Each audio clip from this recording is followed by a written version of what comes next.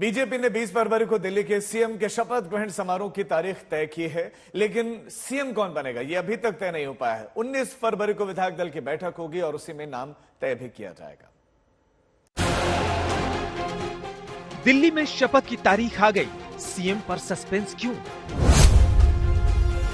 आपने किया दावा, बीजेपी को नहीं मिल रहा है मुख्यमंत्री का चेहरा। क्यों बीजेपी का केंद्रीय नेतृत्व सीएम का चेहरा छुपा कर रखना चाहता है? क्या बीजेपी ने सीएम तय कर लिया है लेकिन नाम बताना नहीं चाहती? आपने किया दावा, बीजेपी में सीएम को लेकर गुटबाजी चल रही है। अरविंद केजरीवाल चुनाव हार गए, मनीष सिसोदिया चुनाव हार गए, सौरभ भारद्वाज चुनाव हार गए, सत्येंद्र जैन चुनाव हार गए।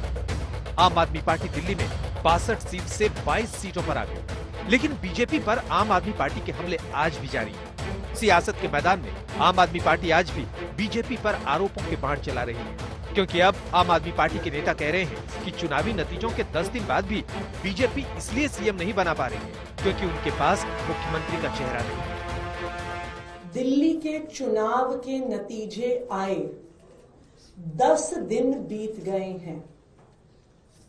8 फरवरी को नतीजे आए।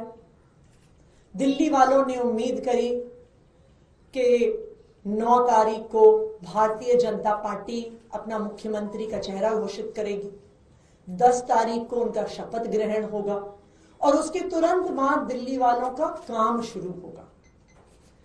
लेकिन दिल्ली की जनता इंतजार करती रह गई। 9 तारीख, 10 तारीख, 11 तारीख, 12 तारीख, 13 तारीख, 14, 15, 16, 17, आज 10 दिन बीत गए हैं, लेकिन भारतीय जनता पार्टी मुख्यमंत्री पर निर्णय नहीं ले पाई है। आज यह बिल्कुल साबित हो गया है दिल्ली वालों के सामने कि भारतीय जनता पार्टी के पास मुख्यमंत्री का कोई भी चेहरा नहीं है। लेकिन बीजेपी के पास इसका बहुत तगड़ा जवाब है। बीजेपी का कहना है कि उन्होंने सीएम का चेहरा घोषित करके चुनाव नहीं लड़ा है। अब विधायक दल की बैठक होगी, उसमें केंद्रीय नेतृत्व दिल्ली के सीएम का ऐलान करेगा। बीजेपी का कहना है कि आपके पेट में दर्द क्यों हो रहा है?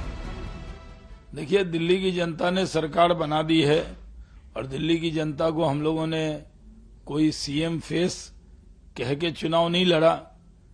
जो विधायक चुने गए हैं उन्हीं में उनकी बैठक होनी है। उसके बाद केंद्रीय नेतृत्व और पार्लियामेंट्री बोर्ड तय करेगा कि दिल्ली का अगला मुख्यमंत्री कौन होगा। इसमें विपक्ष जिस तरह बयानबाजी कर रहा है उसको बयानबाजी नहीं करनी चाहिए। आपको बता दें कि बीजेपी ने दिल्ली में सीएम के नाम पर सस्पेंस रखते हुए विधायक दल की बैठक और सीएम के शपथ ग्रहण की तारीख का भी ऐलान कर दिया है। 20 फरवरी को दिल्ली के रामलीला मैदान में सीएम का शपथ ग्रहण समारोह होगा। उससे पहले 19 फरवरी को पार्टी ने विधायक दल की बैठक बुलाई है, जिसमें सीएम के नाम का ऐलान किया जाएगा। हालांकि पहले खबर थी कि 17 फरवरी को विधायक दल की बैठक होगी और 18 फरवरी को सीएम का शपथ ग्रहण समारोह होगा, लेकिन इसे 2 दिन के लिए आगे बढ़ा दिया गया और इसकी वजह नहीं बताई गई। देश के नए मुख्य निर्वाचन आयुक्त की नियुक्ति को लेकर विवाद है। कल देर रात विधि मंत्रालय ने मुख्य निर्वाचन आयुक्त के पद पर ज्ञानेश कुमार की नियुक्ति का आदेश जारी कर दिया। कांग्रेस ने ज्ञानेश कुमार की नियुक्ति पर तुरंत आपत्ति दर्ज कराई।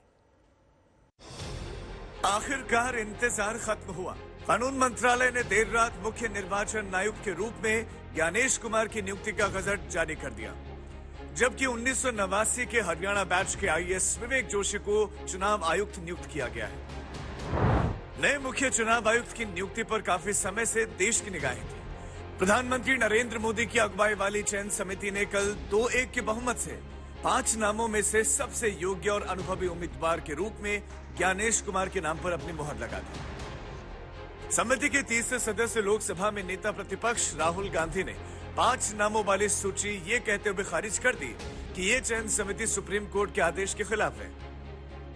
दरअसल ज्ञानेश कुमार देश के पहले सीईसी हैं, जिनकी नियुक्ति चुनाव आयोग के सदस्यों की नियुक्ति को लेकर बने नए कानून के जरिए की गई और कांग्रेस इसी कानून पर आपत्ति कर रही है। क्या है वो विवाद, आइए आपको बताते हैं। केंद्र सरकार ने पिछले साल संसद से एक कानून पारित करके मुख्य चुनाव आयुक्त की नियुक्ति करने वाले पैनल से भारत के मुख्य न्यायाधीश को बाहर रखा था। नए कानून के मुताबिक मुख्य चुनाव आयुक्त और चुनाव आयुक्तों की नियुक्ति करने वाले पैनल में 3 सदस्य रखे गए। पहला सदस्य प्रधानमंत्री, जो पैनल की अध्यक्षता करेंगे।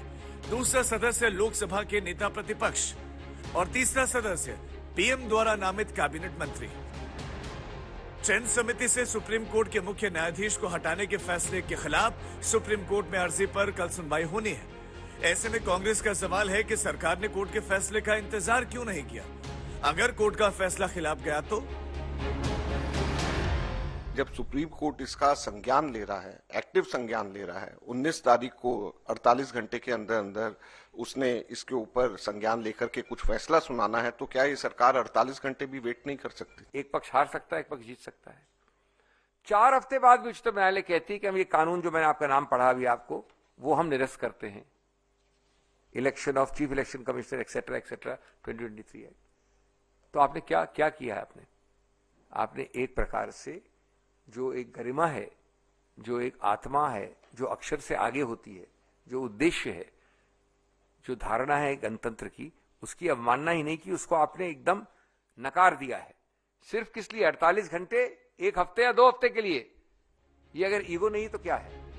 हाल के कुछ सालों में कांग्रेस की अगुवाई में विपक्षी दलों ने चुनाव आयोग पर लगातार पक्षपात का आरोप लगाया है। ऐसे में सीईसी की नियुक्ति को लेकर नया विवाद जल्द शांत होने वाला नहीं है। अब निगाहें सुप्रीम कोर्ट पर टिक गई हैं, जहां कल सुनवाई होनी है। आज तक ब्यूरो।